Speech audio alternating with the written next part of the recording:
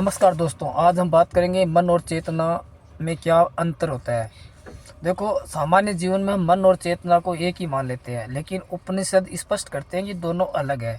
मन वह है जो सोचता है, सवाल करता है, निर्णय लेता है, भावनाओं में उलझता है। चेतना वह है जो मन की हर गतिविधि को देखती है।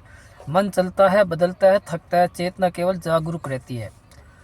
मन विचारों से बना है, कभी सुख, कभी दुख, कभी भय, कभी आशा, कभी निराशा। ये सब मन के रूप है। मन हमेशा कुछ न कुछ करता रहता है। वह अतीत में भटकता है या भविष्य की चिंता करता है। मन को शांति बहुत कम मिलती है क्योंकि उसका स्वभाव ही चंचल है। इसलिए उपनिषद कहते हैं कि मन बंधन का कारण भी बनता है और मुक्ति का साधन भी।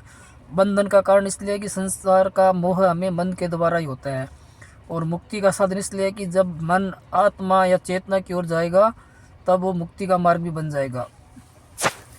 चेतना मन से बिल्कुल अलग है। चेतना विचार नहीं करती बल्कि विचारों को जानती है।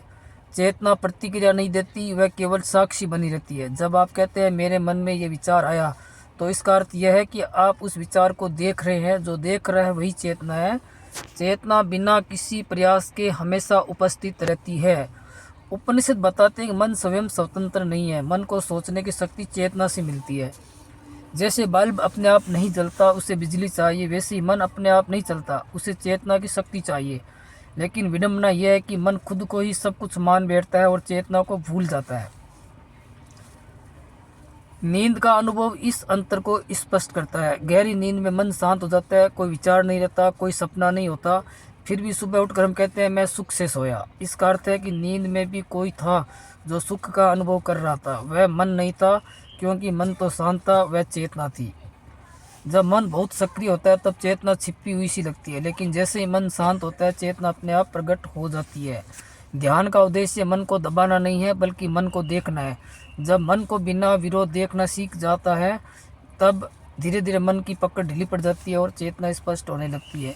दैनिक जीवन में इसका अनुभव आसानी से किया जा सकता है। जब क्रोध आता है तब मन कहता है मैं क्रोधित हूँ, लेकिन यदि आप उस क्रोध को देख रहे हैं तो समझिए कि आप मन नहीं है, आप चेतना है। जो बदल गया वह मन है, जो बदलाव को देख रहा है वह चेतना है।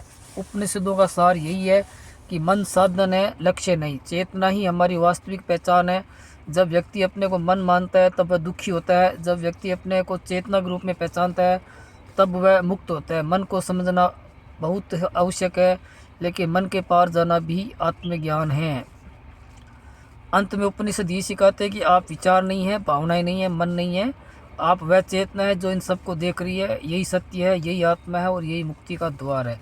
तो दोस्तों, बात यह है कि मन और चेतना में बहुत फ़र्क है। मन में जो हमारे भावनाएं आते हैं, जो हमारे मन में विचार आते हैं, इन विचारों को या मन में जो भावनाएं आती है इनको जो शक्ति मिलती है वो चेतना से मिलती है। चेतना मन के विचारों को देख सकती है, मन में जो भावनाएं चल रही है उनको देख रही है। अगर क्रोध आ रहा है, लालच आ रहा है, तो चेतना उसको देख सकती है।